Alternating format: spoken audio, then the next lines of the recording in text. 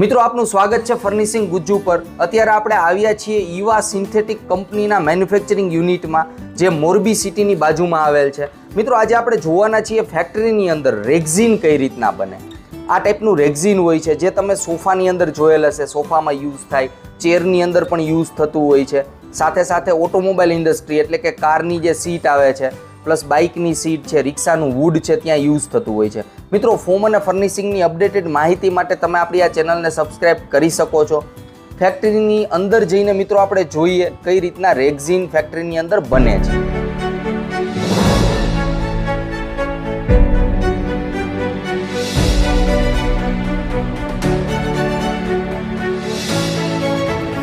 મિત્રો રેક્ઝિન બનાવવાની જે ફર્સ્ટ પ્રોસેસ છે આ જગ્યાથી સ્ટાર્ટ થશે। આ જે ટેન્ક છે એની અંદર અલગ અલગ રો મટીરિયલ એડ કરવામાં આવે છે, જેવા કે પીવીસી, પ્લાસ્ટિસાઇઝર અને પિગમેન્ટ। પિગમેન્ટ એટલે મિત્રો કલર। આ ત્રણ વસ્તુ આની અંદર એડ કરી અને મિક્સ કરવામાં આવશે। હવે આની અંદર જે મટીરિયલ બનશે ને એ રેક્ઝિનની સૌથી ઉપરના ભાગે જે આપણે ટચ કરવાના છીએ, જે લુક આવવાનો છે, જે દેખાવાનો છે, એ રો મટીરિયલ આની અંદર મિક્સ થઈને તૈયાર થશે। પછી આપણે આને મેઇન લાઇન ઉપર લઈ જશી, ત્યાં રેક્ઝિનનું આખું મેન્યુફેક્ચરિંગ પ્રોસેસ થશે। પરંતુ બે ટાઈપના મટીરિયલ અત્યારે આપણે અહીંયા બનાવવાના છીએ। આ ફર્સ્ટ ટાઈપ ઓફ મટીરિયલ છે જે રેક્ઝિનમાં સૌથી ઉપરના ભાગે જે આપણે દેખાવાનું છે, જેને આપણે ટચ કરવાના છીએ, એ મટીરિયલ અહીંયા મિક્સ થઈ રહ્યું છે। મિત્રો આપણે ઓલરેડી એક મિક્સ થઈ ગયેલું મટીરિયલ રાખેલું છે, હું તમને એ પહેલાં બતાવી દઉં કે આ મિક્સિંગ થઈ ગયા બાદ કઈ ટાઈપનું લાગે છે।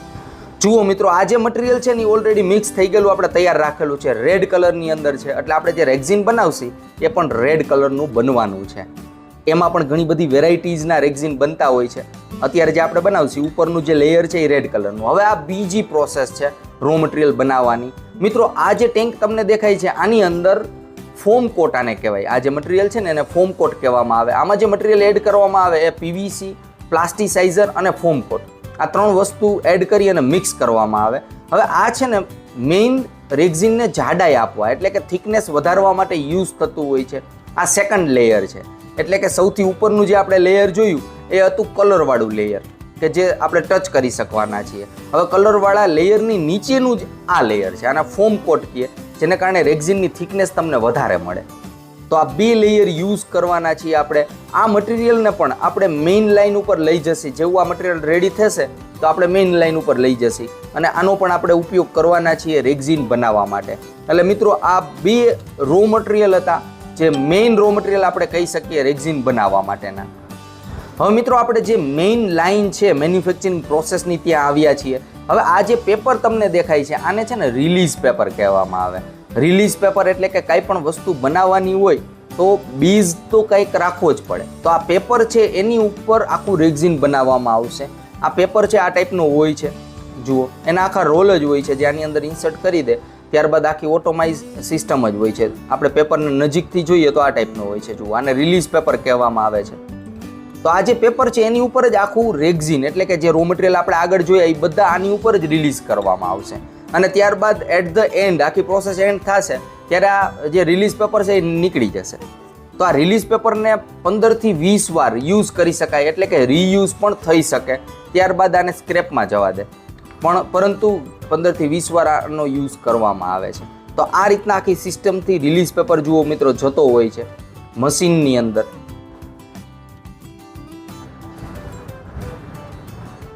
આખી પ્રોસેસ છે જુઓ।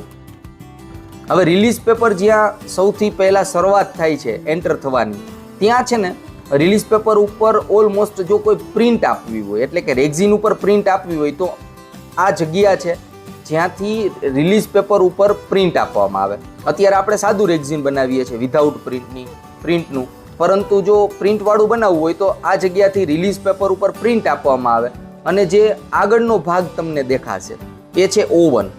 હવે ઓવનની અંદર જ્યારે રિલીઝ પેપર પસાર થાય ને ત્યારે ગરમ થાય રિલીઝ પેપર, જેને કારણે જે પ્રિન્ટ છે એ રિલીઝ પેપર ઉપર છપાઈ જશે અને ફાઇનલી જે રેક્ઝિન બનશે એની ઉપર પણ પ્રિન્ટ છપાઈને આવશે। જો મિત્રો રેક્ઝિનની થિકનેસ વધારવી હોય એટલે કે જાડું રેક્ઝિન બનાવવું હોય તો ડબલ કોટ આપવાની જરૂર પડે, ત્યારે આ મશીનનો યુઝ થતો હોય છે। અત્યારે આપણે જે મેન્યુફેક્ચરિંગ કરવાના છીએ એ સિંગલ કોટનું મેન્યુફેક્ચરિંગ કરવાના છીએ, તો આ મશીનનો અત્યારે યુઝ નહીં કરીએ એટલે રિલીઝ પેપર છે એ આગળ આવી ગયું છે। અને અત્યારે આપણે ટેસ્ટિંગ કરી રહ્યા છીએ. અલગ અલગ જે રો મટીરિયલ હતા એ આની અંદર આપણે ઇન્સર્ટ કરશી અને ફાઇનલ પ્રોડક્શન લેતા પહેલાં આ એક એમ કહેવાય કે ટેસ્ટ છે, માઇનોર ટેસ્ટ કરશી. આની અંદર મટીરિયલ એડ કરેલા છે અને આગળની બાજુ જોઈ કે કઈ રીતનું એનું ફિનિશિંગ આવેલું છે. જુઓ, આ અલગ અલગ કલરનું આપણે ટેસ્ટિંગ કરેલું છે ફાઇનલ પ્રોડક્શન લેતા પહેલાં. મિત્રો રિલીઝ પેપર જુઓ આ જગ્યાએ આવી ગયો છે. હવે સૌથી પહેલાં જે આપણે મેન્યુફેક્ચરિંગની અંદર જોયું હતું રો મટીરિયલ એટલે કે કલરવાળું મટીરિયલ જે રેક્ઝિનમાં સૌથી ઉપરની બાજુ લાગે છે, આ મટીરિયલ આ જગ્યાએથી ઇન્સર્ટ કરવામાં આવશે. જો આ રીતના ઇન્સર્ટ કરવામાં આવે છે આ મશીનની અંદર.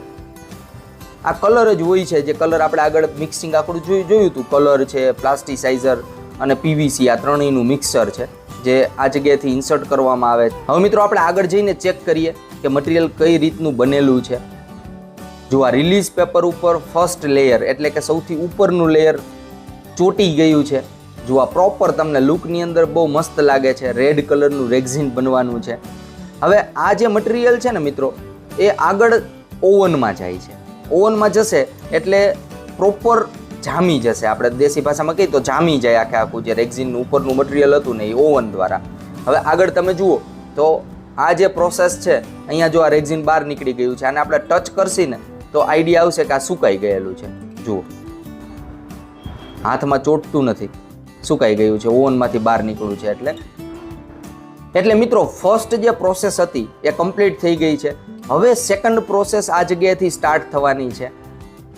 સેકન્ડ પ્રોસેસની અંદર જે સૌથી પહેલાં આપણે રો મટીરિયલ બનાવ્યા હતા, બે ટાઈપના રો મટીરિયલ, એમાંથી ફોમ કોટવાળું મટીરિયલ હતું કે જે રેક્ઝિનને જાડાઈ આપવા માટે યુઝ થાય છે, એ એડ કરવામાં આવે છે. જુઓ, આ પ્રોસેસથી રેક્ઝિનની જે જાડાઈ છે એ વધી જવાની છે. એટલે કે પ્રોપર લુકની અંદર રેક્ઝિન લાગશે. કારણ કે ઉપરનો લુક તો આપણે આપી દીધો, પરંતુ નીચે રેક્ઝિનની અંદર જે બીજ આપવાની જરૂર પડે એ ફોમ કોટ દ્વારા આપવામાં આવતી હોય છે. ઓમ જોઈએ તો આખી ઓટોમેટિક સિસ્ટમ આને કહી શકાય.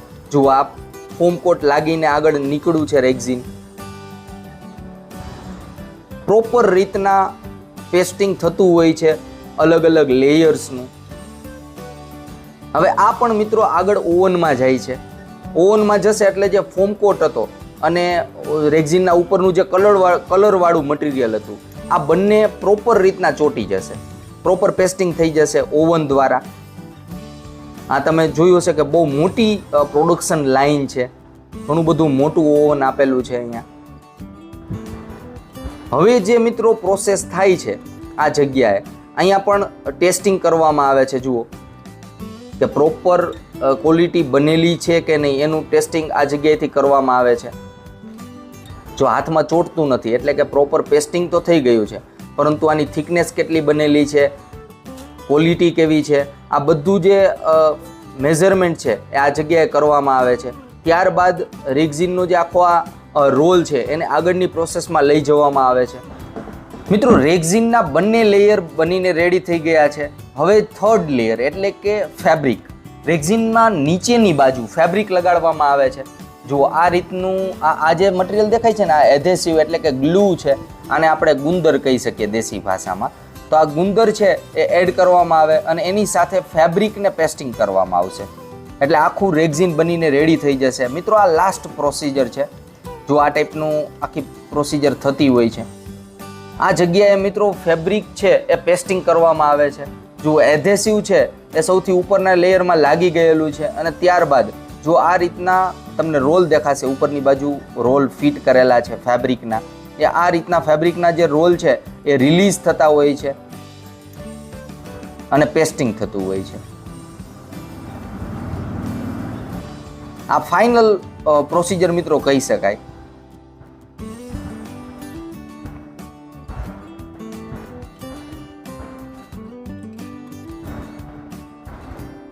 હવે આ જે મિત્રો ત્રણેય લેયરનું પેસ્ટિંગ થઈ ગયું છે એને પણ ઓવન દ્વારા હીટ આપવામાં આવે છે, જેને કારણે પ્રોપર ફેબ્રિક છે એ પણ પેસ્ટિંગ થઈ જાય.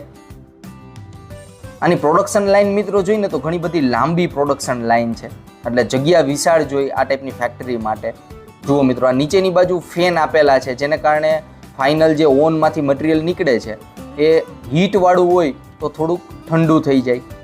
આ રીતના પ્રોપર ફેનથી એર આપવામાં આવે છે.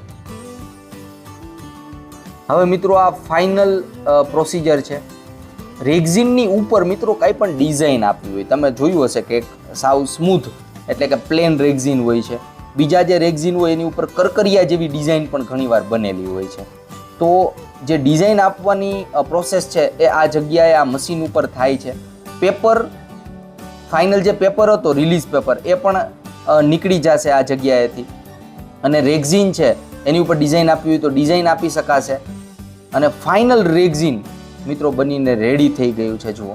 અને રિલીઝ પેપર છે એ એક જગ્યાએ ભેગો થઈ જશે, જેને કારણે પાછો રીયુઝમાં જઈ શકશે.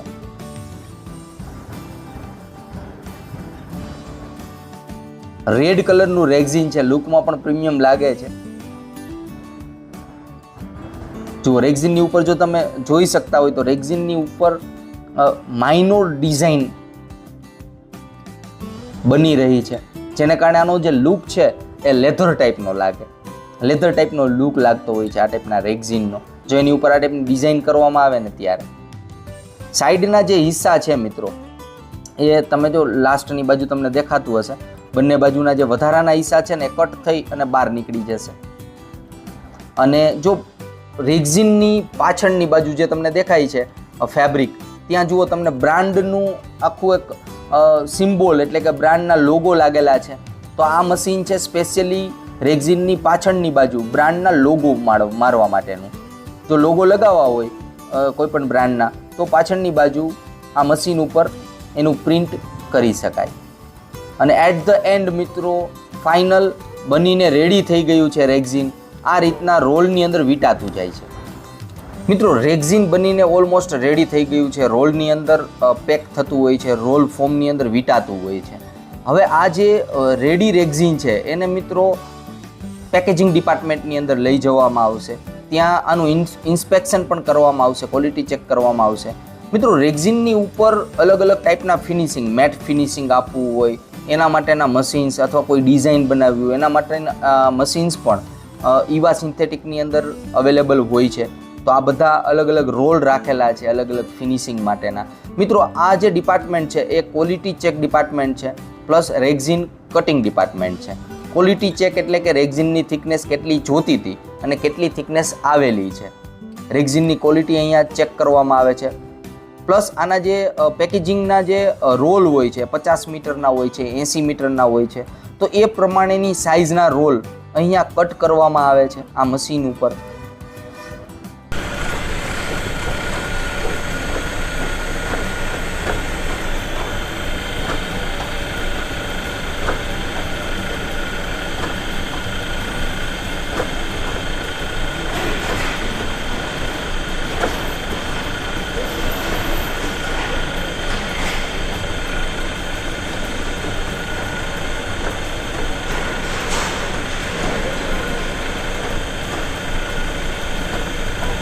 મિત્રો, રિક્વાયર્ડ લેન્થમાં રેક્ઝિન કટ કર્યા બાદ એને પેકેજિંગ ડિપાર્ટમેન્ટમાં લઈ જવામાં આવે છે, પેકેજિંગ કરવામાં આવે છે. આ રીતના નોર્મલ પ્લાસ્ટિક બેગની અંદર સૌથી પહેલાં પેક કરવામાં આવે છે.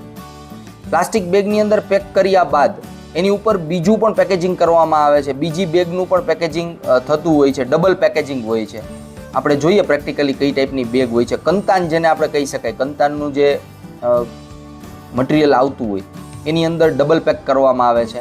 સાથે સાથે પેકિંગ કરે ત્યારે પેકિંગની ઉપર જે તે રેક્ઝિન, અંદર જે રેક્ઝિન છે એનો નાનકડો એક ટુકડો કાપી અને પેકેજિંગની ઉપર ચોંટાડી દેવામાં આવે, જેને કારણે ખબર પડે કે આ પેકિંગની અંદર કયા કલરનું કઈ ટાઈપનું રેક્ઝિન પેક કરેલું છે. મિત્રો, આ રીતના ફાઇનલ પ્રોડક્ટ રેડી થઈ જાય ત્યારબાદ ટ્રકની અંદર એને લોડ કરવામાં આવે છે અને જે જગ્યાએ એની રિક્વાયરમેન્ટ હોય ત્યાં સેન્ડ કરવામાં આવે છે.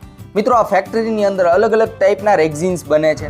મિત્રો, હવે આપણે સેમ્પલ રૂમમાં જઈને જોઈએ કે કયા કયા ટાઈપના રેક્ઝિન્સ ઈવા સિન્થેટિકની અંદર બને છે.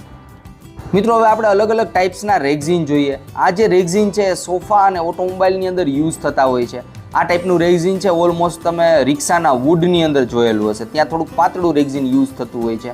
રેક્ઝિનનું જે બેકિંગ છે એટલે કે પાછળનો જે ભાગ છે એની ઉપરથી નક્કી થતું હોય છે કે એનો યુઝ કઈ જગ્યાએ થશે. લેડીઝના જે પર્સ છે એની અંદર પણ રેક્ઝિનનો યુઝ થતો હોય છે. કારની અંદર, ઓટોમોબાઈલ સેક્ટરમાં બાઇકની સીટ છે, સોફાની અંદર પણ વેરાયટી ઓફ રેક્ઝિન યુઝ થતા હોય છે. આની અંદર કલરની પણ અઢળક વેરાયટીઓ જોવા મળતી હોય છે. સોફા છે, ચેર છે, ચેરમાં પણ યુઝ થાય છે રેક્ઝિન. એટલે ઘણી બધી જગ્યાઓ છે જ્યાં રેક્ઝિનનો ઘણો બધો યુઝ થતો હોય છે. અને રેક્ઝિનની અંદર પણ લોટ્સ ઓફ વેરાયટી તમને જોવા મળશે, લોટ્સ ઓફ કલર તમને જોવા મળશે.